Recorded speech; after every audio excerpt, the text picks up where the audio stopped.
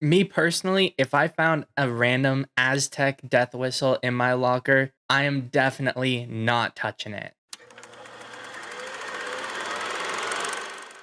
So last night I got to go see an early screening of the new movie Whistle. And honestly, I was fairly excited going into this movie. I love Daphne Keane and Sophie Nélisse. And overall, I'd say this is a pretty solid, like, suspense horror kind of movie. It's definitely a really cool concept with this, like, Aztec death whistle, like, bringing their deaths to them. And personally, as someone who's like a big history fan and likes kind of like the spiritual type history stuff, like I like ghost things and stuff that has to do with something like an Aztec death whistle and everything. So I thought it was really cool seeing that being turned into this like horror type movie. But yeah, so this movie is basically this group of kids ends up finding this Aztec death whistle in a locker. They blow the whistle, and then since they've all heard it, now they're marked to die soon. And so they have to kind of try and escape their own deaths, which I think is such a cool concept and super interesting. And I feel like there's so much more that could be done with that. But for what they did with this movie, I think they did a great job at centering the story around these kids specifically, while also showcasing other consequences to their actions that don't necessarily all have to do with the actual Aztec death whistle. The main highlight for me of this movie was the different kills that they had.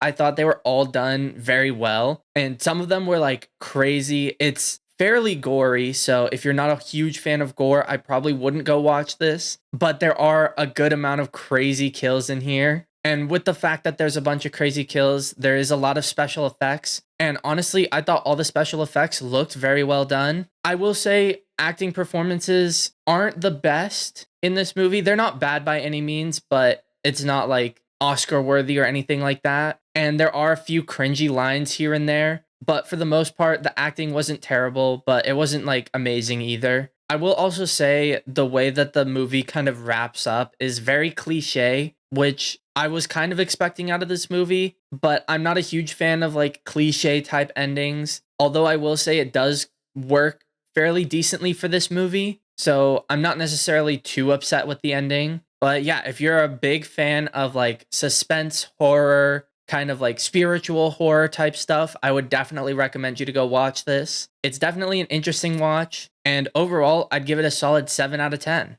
I did try something a little new with this review, so if you like this style of review more, let me know in the comments. If you want me to go back to the old style, also let me know that in the comments. But yeah, on that note, I will see you guys in the next video.